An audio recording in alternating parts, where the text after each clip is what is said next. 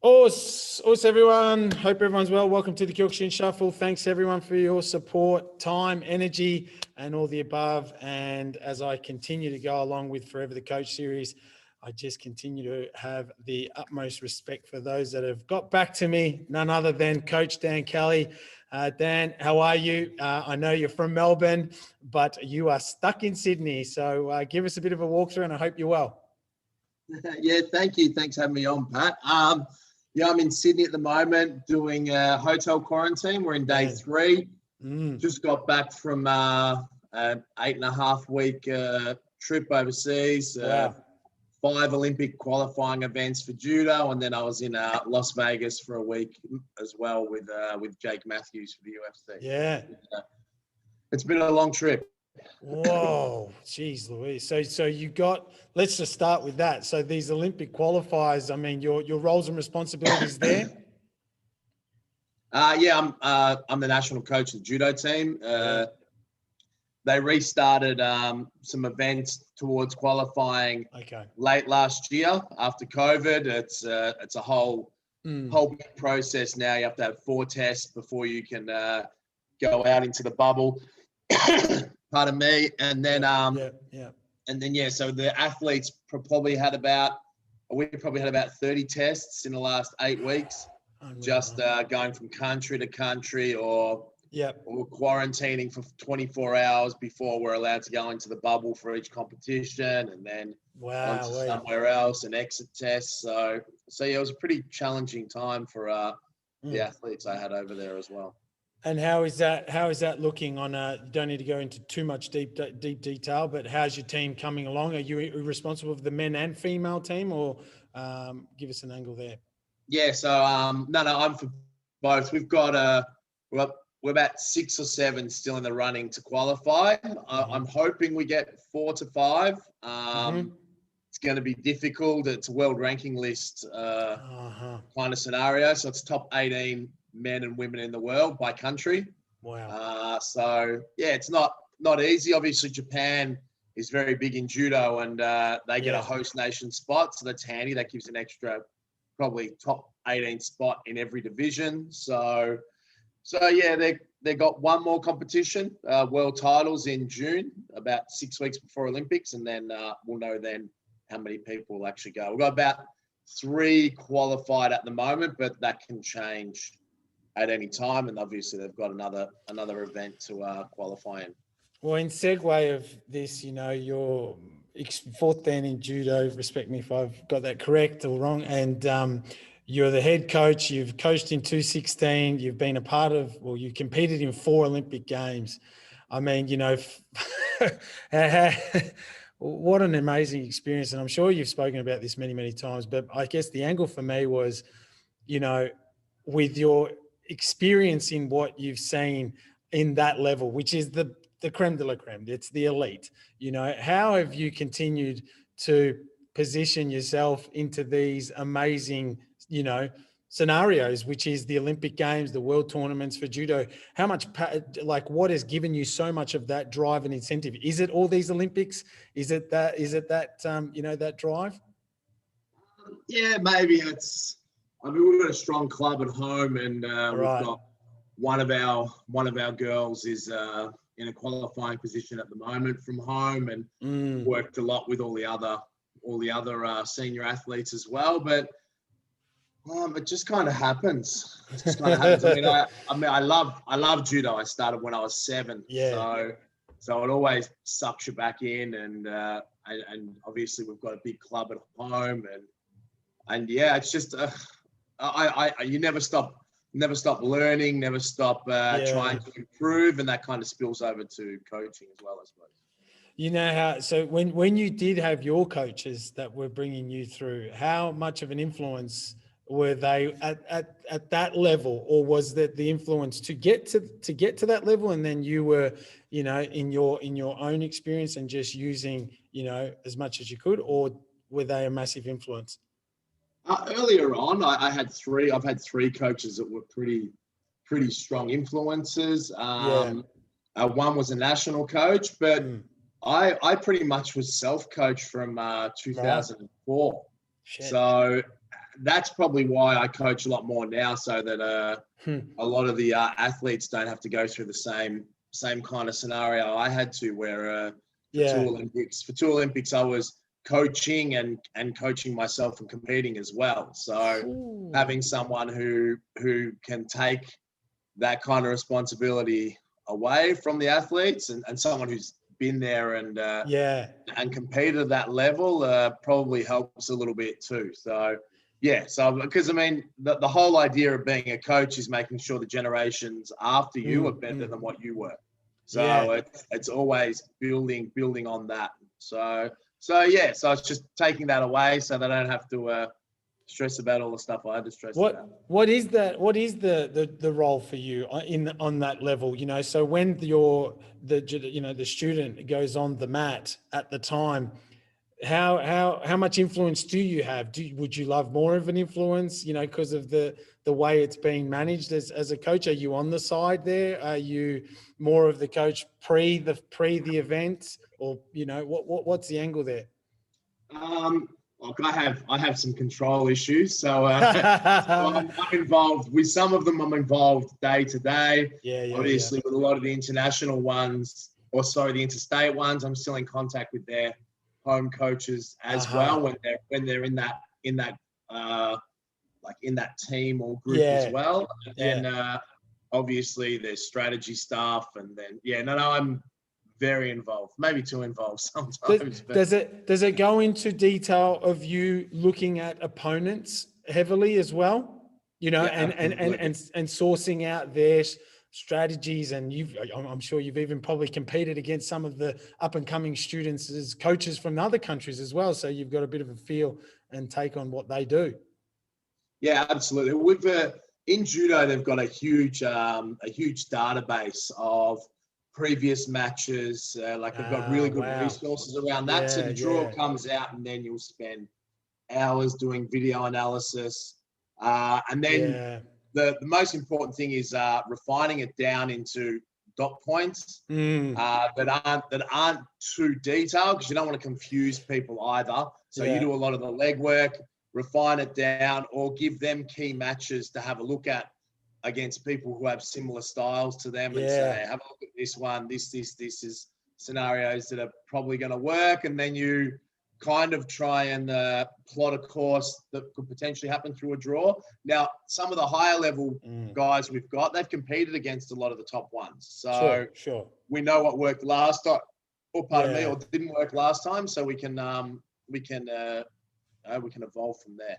Oh, that's good. Thanks for sharing that. It gives us a bit of intel towards the back end of your time and energy, you know, and again, traveling for that amount of time. So you've given that angle. You've had, I use this with many coaches. You put the hat on for judo, and then you've had to take that off, and then you've walked your way into Vegas, and you've got one of your up and coming, you know, you coach Jake Matthews on that level. How did you have to put that hat on for UFC MMA? How are you going with that? And what an amazing chapter that's been with yourself and Jake and Jimmy and Sam and all that awesome team that's going well. Yeah, that's look, there's a lot of parallels between how I approach coaching with judo and how I approach coaching with MMA, which is look, it's good for one side, good for the other. In some ways it's not, because there's some non-negotiables or key things that are appropriate or important in both sports. And if you know the subject matter of both the sports, then coaching wise, it's a little bit similar. I mean, there are some differences. Obviously, with MMA, you're worried about one guy for about 10 weeks. You go into a lot greater detail in what they're doing, and there's a whole heap of different things you have to work on. Whereas judo, you've got to be overall ready. You compete a lot more often, and the details on opponents are potentially a little bit shorter because the matches are shorter and you can't get bogged down in one match. Gotcha. Look, it's not always easy jumping between one and the other. If I spend too much time on one, I have to sit down and rewatch a bit of, say, MMA just to get my head back around exactly what we're doing, and vice versa for judo too. But Yeah, it's just, you just got to change focus all the time. That's what it is. Yeah. Now, see, that part of your obviously experience for many that are listening, you competed in the UFC and very successfully and had some amazing, wins. And with that, your experience now, you just brought up a point earlier that I liked, which is you don't want the future to go through what you went through in a way. You've seen it, you've been there, and that's the biggest passion I've got with this podcast is to get up the next generation to see the likes of someone like yourself that have seen it, been there, done that. What's one of the key things, or I'm sure there's many, but one that you're seeing with the generation of now in the likes of a Jake and Jimmy and so forth, of what you would have loved to have had, given you a bit of a tap on the shoulder or a heads up from someone back, I'm not saying back in the day like it was fucking 25 years ago, but it was just, in that manner. Well, Jake and I were teammates and training partners for a long time. Oh, okay, Him and I cool. were the same Ultimate Fighter show. Obviously, I came to MMA when I was in my mid-30s. So, Jake, I knew nobody in the UFC. There was no cage in Victoria when I started.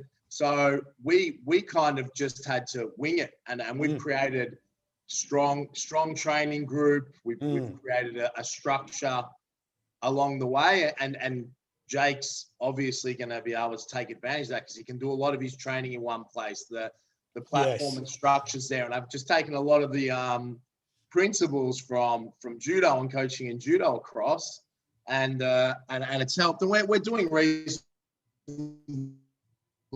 well at the moment. I mean, I'd like to be able to be in two places at home with MMA guys on the way overseas for long periods for judo and vice versa. But yeah, I mean, they've got the opportunity now that MMA is actually a sport. So we're not doing stand-up striking. It's MMA striking. It's MMA grappling. It's become one sport rather than bits and pieces all put together, because it is a sport by itself. There are elements of other sports that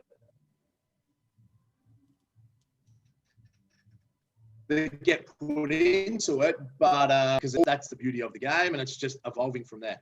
Yeah, so there's an angle here I wanted to just tap into with the history of, you just brought something up with your judo side as well that I thought I better raise it now for most of the Kyokushin listeners that I've got.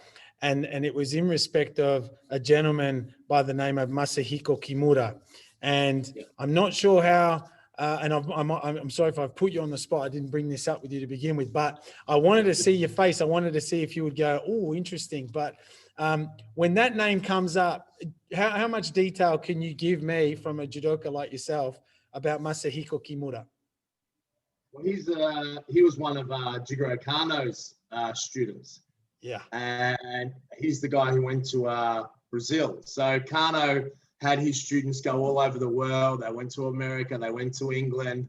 They went all over the place. And he's the one who landed in Brazil. So that's why that's what started BJJ pretty much. Now, have you heard the relationship of Masahiko Kimura and Masoyama, who's the founder of Kyokushin? No, I haven't. They were best mates.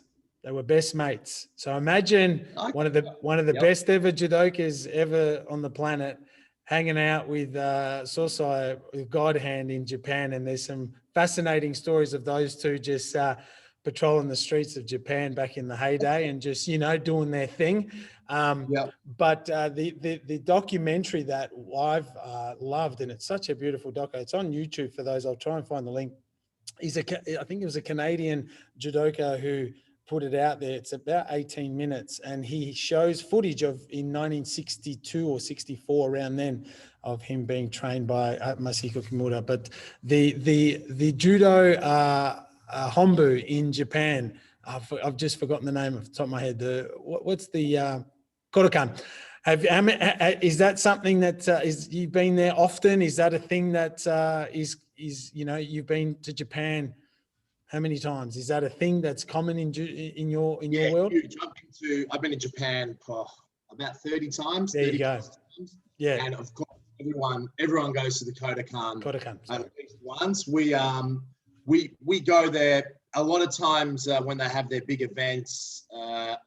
We stay at Tokyo Dome Hotel, which is about a 5-minute walk from the Kodokan, and often the training camps or something like that is at the Kodokan. So I've stayed at the Kodokan before, but every judo person who goes to Japan has to go to the Kodokan at some point. So just on a bit of history, finalizing a bit of history. How is the black belt, the showdown for judo? How is that? Give us a walkthrough of a day on it, and more so, for the first, your first dan up to what you've got to with your fourth and so on. How is that measured in the way it's done? So there's actually a lot of bureaucracy. Okay. In judo, so I didn't mean to head it that way, but no. It's. I think. Look, showdowns. Your first dan's very, very important. So So obviously you have to. There's about 4 different pathways, because obviously not everyone does it through competition. Some people start later. Right. So it's a little bit different from, say, Brazilian Jiu-Jitsu and obviously Kyokushin as well. I know a guy named Dave Nabulsi very well, and he's big into Kyokushin as well. Yes. And I've heard some of the crazy stories of stuff he's done for grading stuff. But judo's a little bit different. It's a lot more form work to get your grade, and it's done by an overseeing state body as well. It's a little bit different than some of the other ones. I get you now. No, I appreciate you sharing that. That's cool. So, that's cool. It was good to just get a little bit of take on how things have progressed on that angle for you. So you're stuck in quarantine here, and yet you've got so much things that you could be, I'm sure you could be like, I've got so much to do and all the above. What's going to, what's the best word of putting it here? What's keeping you busy, obviously, now? How are you going to work towards what's happening with, again, all the things you do? Are you just visual, doing it via Zoom? Like, what are the things you can and can't do here? I actually zoomed as a coach. I zoomed into a session with Jimmy yesterday. They fly out tomorrow. Okay. Unfortunately, I'm not going with him for this fight. It's too much time away. I mean, it's going to be over 10 weeks by the time I get out of quarantine. It would have been that bit longer again. Which is a shame. But I'm catching up on meetings, sorting out some. It's a lot of paperwork stuff, a lot of stuff for the gym, organising. We do something called Winter Warrior at Resilience as well.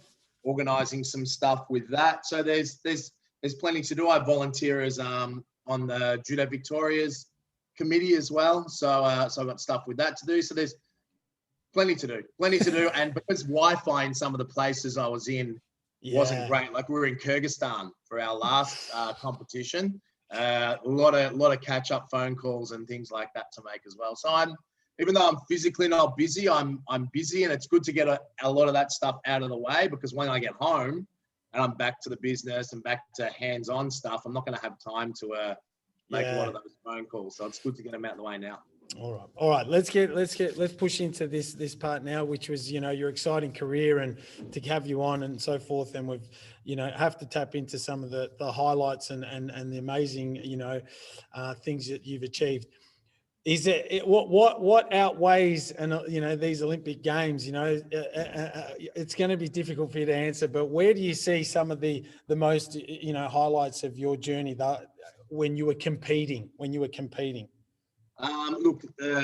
Sydney Olympics was special, really special, man. I was 23, walking out to the opening ceremony at the Olympics there in Sydney was awesome. I mean, every Olympics is special. 2004, I got my best result. I finished top 8 in there. We had a lot of personal stuff leading into 2008. Myself and my wife. My wife is actually the high performance director of judo and a 5-time Olympian as well. And she's an Olympic bronze medalist. Amazing. And then 2012, my eldest son got to watch as well. And I coached a significant part of that team as well. I wasn't the official coach. I was their club coach as well. Sure. And then, Jeez. And then, yeah, you've got the UFC. That was, in terms of MMA, when I started, I never expected to get as far as I did. I mean, I was about 35 when I started. Yeah. So that was a nice career at the end of the career kind of thing. But I mean, obviously a couple of big wins there. The day was very special as well. So yeah, it's lots of memories when you think about it. But I'm not much of a reflective person. I kind of just I get you. Keep going with what I'm doing and focus on the next thing. But times like this in quarantine, you sit down a little bit and go, oh, geez, you know. Yeah. There's been a bit of stuff. Yeah. No. Yeah. How did you, you know, I'm probably using my own word here, the transition of how your judo and grappling stature and experience of and confidence towards, you know, competing in this thing called UFC and MMA. And, you know, everyone would say, you know, stylistically, these fights are according to, you know, help the spectacle of it and the entertainment of it. And here you come ready to go. And what I mean by here you come is with your experience of judo, and now the hype of wrestling and grappling has taken its turn, where when you were competing more so, it was always a bit of a, you know, not just you, this is the grapplers and so on that are like bringing it to the ground, taking it to the ground, smothering, keeping it close. How did you know, was your confidence always there, obviously, with that, but then what was something that you were always kind of going with, well, shit, I need to improve on? What was it? I mean, I wrestled as well. I actually went to Commonwealth Games for wrestling in 2002. So I've always, I loved all combat sports. I started doing jiu-jitsu in 2007. Yeah. Just for extra training towards judo. Yeah. And I'd always been a fan of MMA. So when I finished in 2000, actually go back a step. I retired from judo in 2008, and I loved competition. So I had 4 kickboxing fights in 2011. Awesome. Because I also wanted to dip my toe at some point in MMA, and also knew with my grappling pedigree that it would never be against never against another debutante or anything like that, because they're not going to fight, you know, someone who's got like the history that I have. Yes. So I did that, and then yeah, obviously when I transitioned, I spent a lot of time striking, because I'd done a heap of submission wrestling and stuff.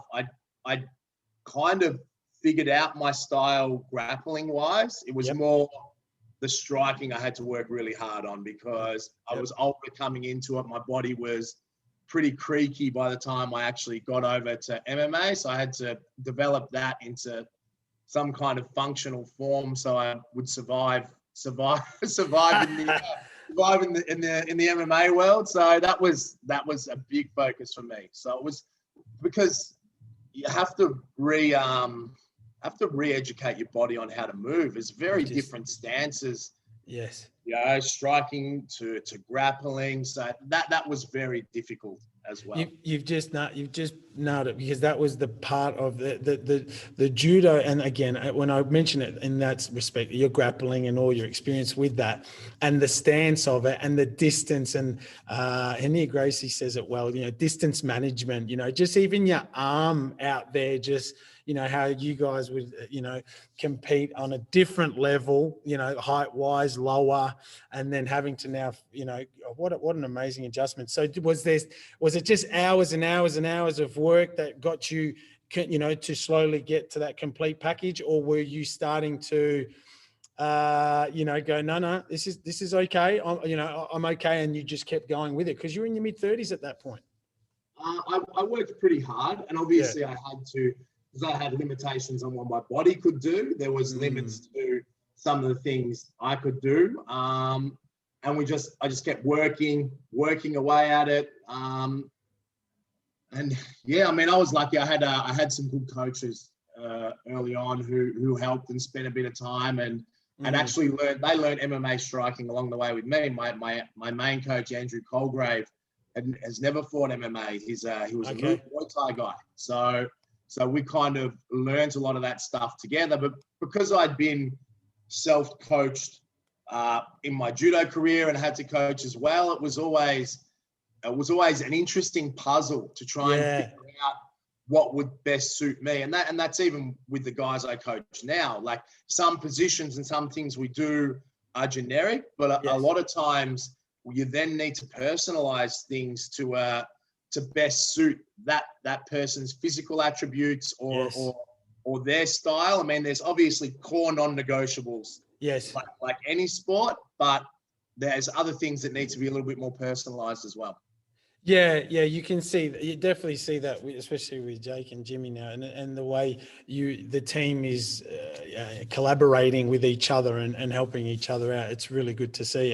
It gives more reassurance behind your expertise and Sam's expertise, and how's that go? How do you two go working together? Surprisingly well, because it's two big personalities with a lot of experience, but I also think that there's a lot of mutual respect there. I actually trained with Sam in 2005 when he was leading into his last MMA fight. So we've known each other for a long, long time, and I know his skill set, he knows my skill set, and we actually work surprisingly well together. I was not concerned, but I was interested to see how that'd go because we're both, like I said, big personalities, but to be honest, we've had no issues, no clashes. We actually work really well together, so it's good. That's cool. So, and how would an athlete, either Jimmy, for example, how is that, again, not revealing everything, but how is that managed? So does he see you for a certain block, then he sees Sam Greco for a certain block? How do you guys control that? So Sam's Jimmy's head coach.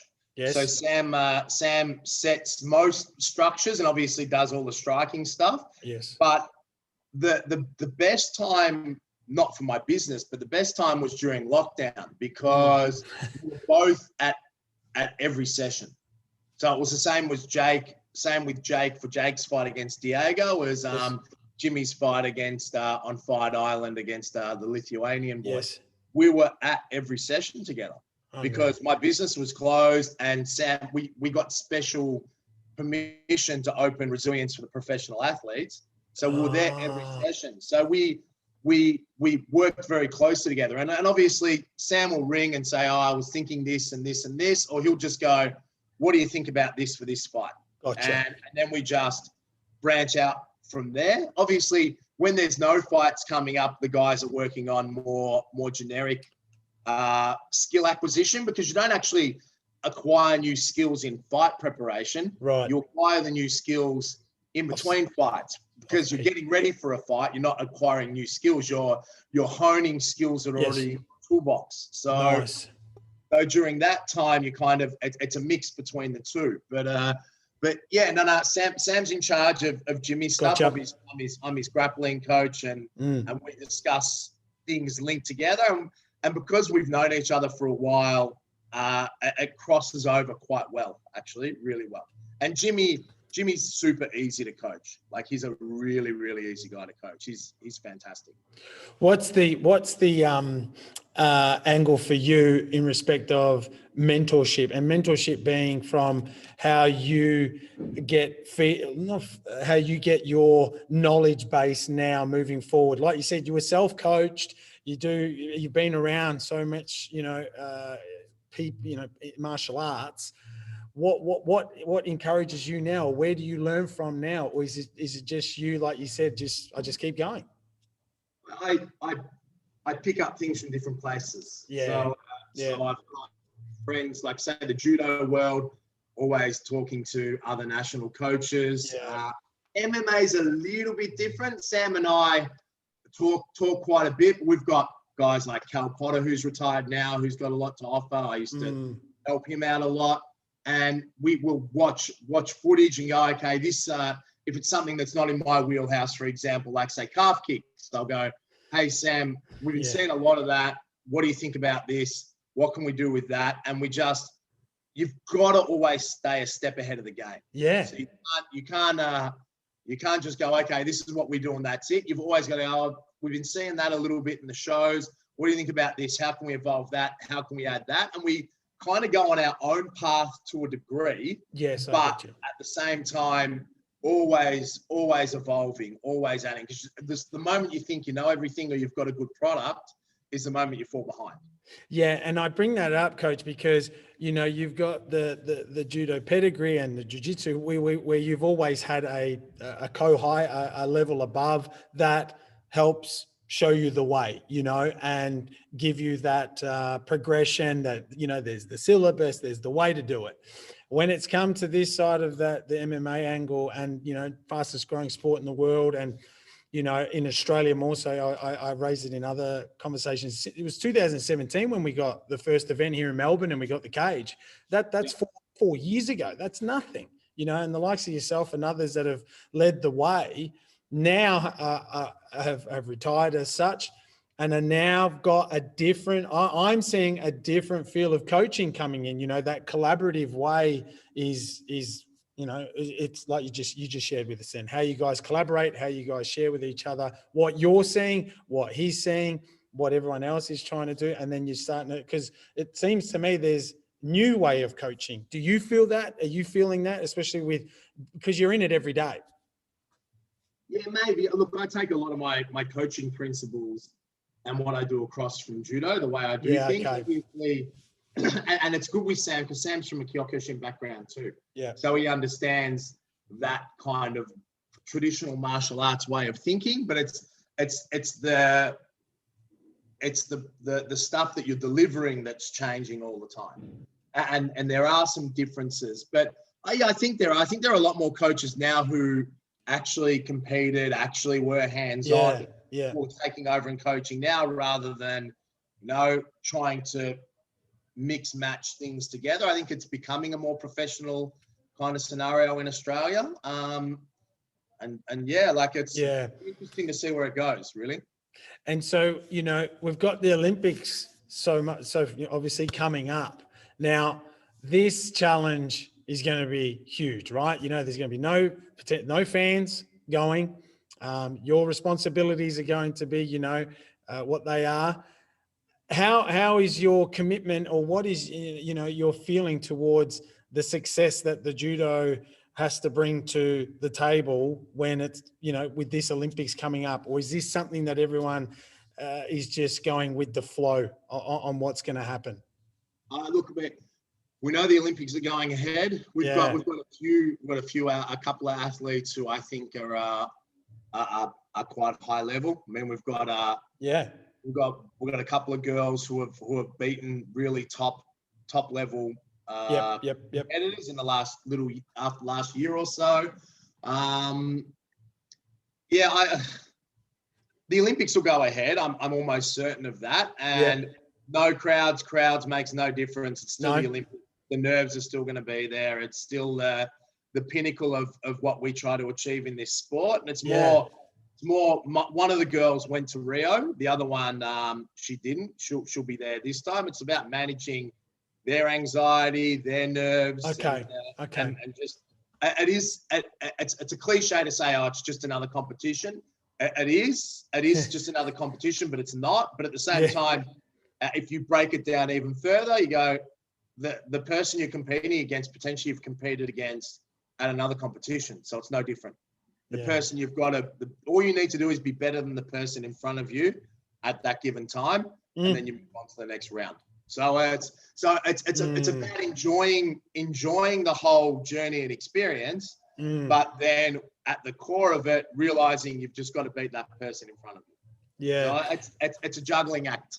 Yeah. You mentioned your wife has a massive involvement as well in the association and so forth in a high performance level. So has there been a change in how judo players are, and I don't mean to be harsh here with this call, but with injuries as such, or the management of the physique and the movements and so on?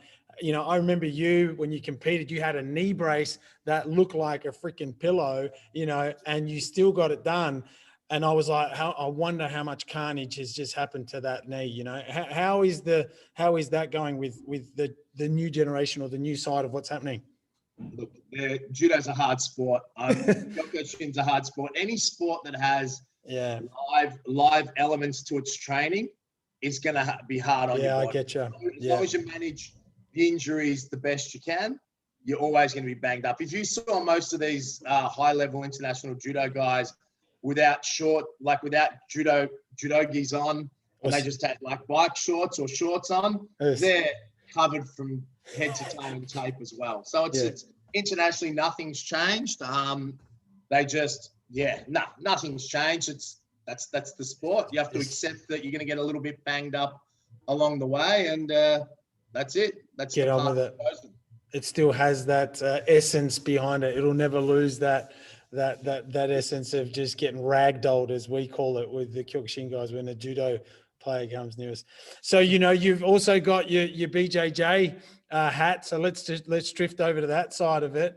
And more so because now I wanted to lead into how you're running resilience and your training facility.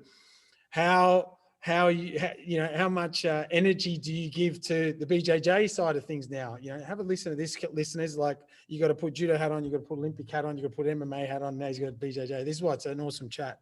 How does that go for you? Oh, look, I've got a head BJJ coach at the club, Jeremy. So Jeremy Maitland, he's awesome. Cal Potter also runs some of the BJJ. So do I. It's not. I wouldn't say our BJJ program is a.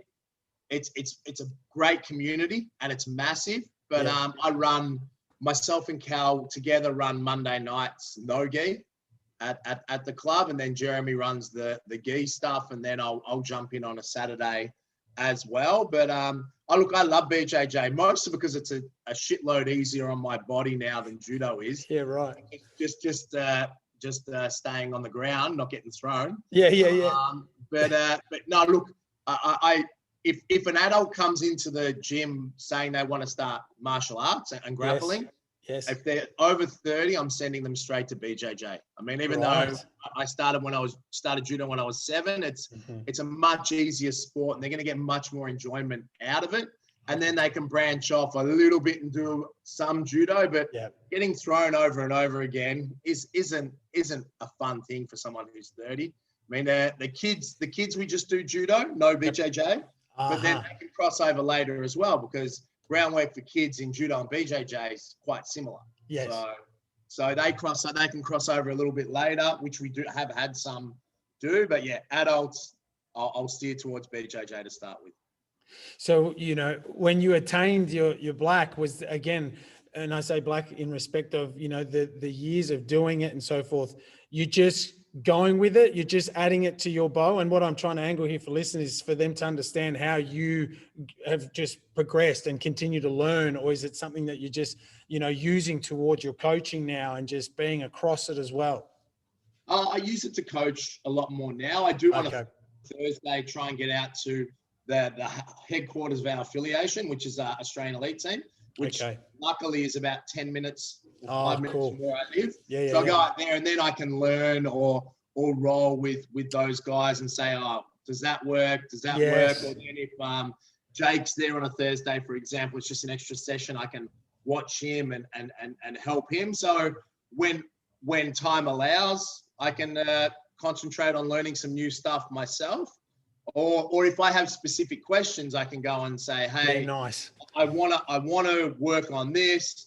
I can talk to my BJJ instructor, the ones at the club, or some of my other friends that I know. And then we can go from there. Gustavo Falciori was the guy who gave me my black belt, and he's got awesome BJJ and also great MMA. And a lot of the base of what I do now with my grappling is based on the years we spent together training.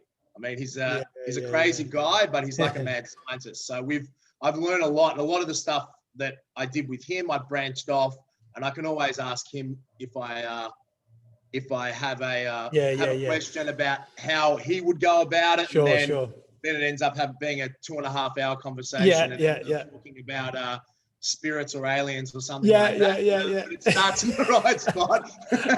I could imagine. That's why I was just listening going, no, I could imagine, because there's just so much knowledge and intel. And then what I see in that world compared to ours is if you move to the left 1 inch, half an inch, it changes the whole spectacle of what can be done on that side of it. If you put the arm underneath something else, then they've got all these, and then the conversation can just go back and forth. Yeah, it's like a tree. So you've got one situation, branches off, and that's how I kind of look at it. Yeah, okay.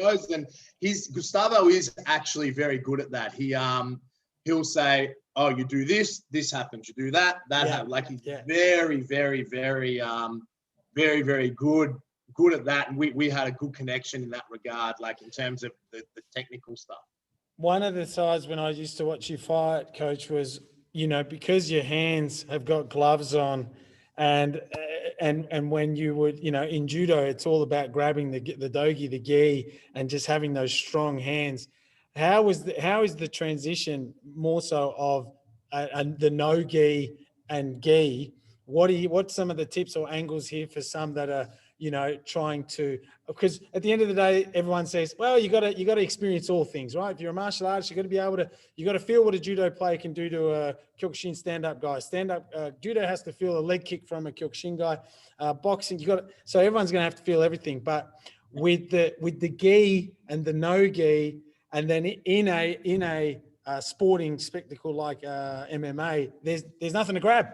Can't grab anything. No. I mean, I worked. It's a lot of under and over hooks, a lot of collar ties, and then because it's not elite judo, a lot of the no's you have in elite judo in terms of making reactions, you kind of go back to very basic in MMA in terms of reactions. Because if I was to behave in MMA how I would in a high level judo match, then they're not going to give you the reactions and things that those guys would. You create different scenarios and different reactions are created, and then that's how it branches off into becoming MMA grappling. But I used a lot of underhooks, overhooks, collar ties. One good thing is your hand grabs hold of the wrist and it slides down to the glove. Yeah. That's handy because it slides off. That helps a little bit as well, but it's just an adaptation over time. And I kind of ended up creating my own style because I'd wrestled but don't do very much. I created my own I get what you mean. No, I can see bits of it where, it was like, oh, if he had that chance, he would grab. I'd yell at the TV when I'm watching. I'm like, that he could grab. I can't fucking grab, and it's like, oh, so you'd move your hand around the waist, and then you'd also grab legs. Sometime I saw you grab some, but that's good to know. That's another eye opener for everyone to understand the gi and the no gi. So when it gets to Jake. And when you're working with Jake, because he's got the striking side more so as well, how are you, I guess, again, you don't need to reveal everything, but it's more just to angle in on, the timing of what you've seen of his next part of what he needs to get better at to be champion. He's got to work on his defensive wrestling. His defensive wrestling, and he's getting up off his back. Now, striking wise, he's never had any issues. It's when the game's blended and mixed a lot. And there's a couple other little things. We've spoken briefly about it. I didn't have much time because he fought, and then the next morning I go, and there's no point straight after someone fights going into a great deal of detail because we've got such a long time before he fights again. But we've started ticking a few boxes in that. When I get home, we'll sit down and work on specifics. The good thing is he's very open to what I think needs to be done. But I mean, he's only 26 and he's so experienced already. So it's not like there's a ceiling for him either. Yeah. He's got years of improvement still to make, but now's the time to make it. What? Good point there, and that's a scary thing when you said that 26. That's pretty impressive, isn't it, for someone like that? That's pretty cool. You said work off the back. What was it? Yeah, there's the underhooks, but then the back game, like getting up. Getting up when he's taken down. last fight, he didn't do that well, but it has been a theme for him, I think, too, in his losses of not being able to get up when he's been taken down. And if he can keep the fight standing, I don't really see anyone being able to beat him, to be honest. He's got excellent boxing. He's fast. His timing is good. Adding in his offensive wrestling stuff as well is going to be good. There's elements of his stand-up game that needs to be developed, but yeah, it's mostly the defensive stuff. There's some, if you can make your defensive parts of your game a fortress, then the offensive stuff's going to be a lot easier, because people are going to panic. Oh, I can't beat him in the stand-up, or I can't take him down. What do I do? And then a whole game opens up because the opponent is under stress and can't get off what he wants to do. And that's a lot of it's part of the game. It's breaking the other person down who you're fighting against and giving them no avenues to victory. And that's how you break their will and beat them. That's the best. It sounds horrible. That's probably the best thing about combat sports is breaking an opponent down and them knowing or realizing that they actually haven't got a way to win and then kind of giving up. That's for me, and it sounds horrible, but that's one of the best things about it, to be honest. Yeah, I mean, but when I was listening to you, then I'm first thought that came to mind was when the saying goes that the grapplers are that confident with themselves in competing that their hands, they can get to it and they might have good hands, but they're still that confident in closing the gap and being in that position, like you said, on the ground. That's just a pain in the absolute ass for the ones that have not done martial arts and you're on your fucking back for forever. But then there's the, one of the guests I had, Sean Cameron Quinn, he said that one of the Machado brothers said to him that, you Kyokushin guys, you got great things, no problem, but you got one chance. As a striker, you've got one chance to knock me out. And if you don't get that chance, and if you miss, well, there's 100% done. I've got you. I'm going to wrap you up. How did you see it when you were coming through with your confidence with what you had and not having to worry too much about this so-called, the hands and so on? You were working on it already, but all that expertise. I'm saying if I'm competing against you or the guys that compete against you, Rashad and all these guys, what were you starting to feel? Were you like, mate, were you just fully equipped by then and fully ready to just go, fuck this, they're going down, this is it, this is it? No, I even against high level wrestlers, yes, if I could get hold of them in a clinch, I was happy, because wrestlers are normally good about a step in between kicking and boxing range, like that half step. Yes. Because they can throw an overhand and shoot. But if I could get hands on them, regardless of who they were, right, I was happy. And I knew that at some point I could get them. At some point I'd be able to get them down. And it's probably that mentality as well that kind of made some of my opponents a bit tired, because they're like, God, well, this old guy just it was gold. It's off. So that is, that's really the case. It's just like, got to get hold of him. Yeah. Get hold of him. It'll be okay. And it didn't matter, wrestler, JK guy, I really didn't mind. I mean, I got taken down sometimes in some of my matches too, but But like it's. But your defense got you through so many bouts, and now in seeing it and hearing it from you now in what you're trying to instill in Jake, for example, the defensive side of what you had was solid, man. It was it kept you going all the way through to 3 rounds and all the above, and it was really good to see. It's good to hear it now as well, to understand it, because that's the other thing, when you watch as a fan, it's like, this is interesting style. Back to what I raised earlier, stylistically, and just hearing all your journey now and what you went through and how you got it. That's it's special. I appreciate you sharing it.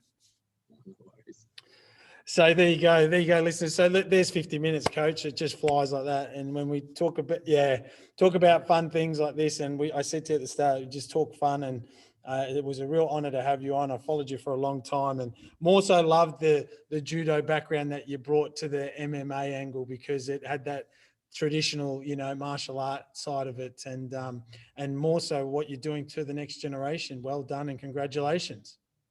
Thank you very much, and thanks for having me on. It was good fun. Good on you, Coach. All the best with everyone, and all the best to your, what do you reckon? 14 days you're there? So 3 days in. So, for all of those out there that listen to the Kyokushin Shuffle, send a message to Dan, Coach Dan, and just say good day, I guess. Thank you so much for your time. All the best, and, all the best for the Olympics, all the best for all the things ahead. And thank you again. No worries. Thanks, Pat. Of course. Thanks, listeners. We'll see you next time. Take care.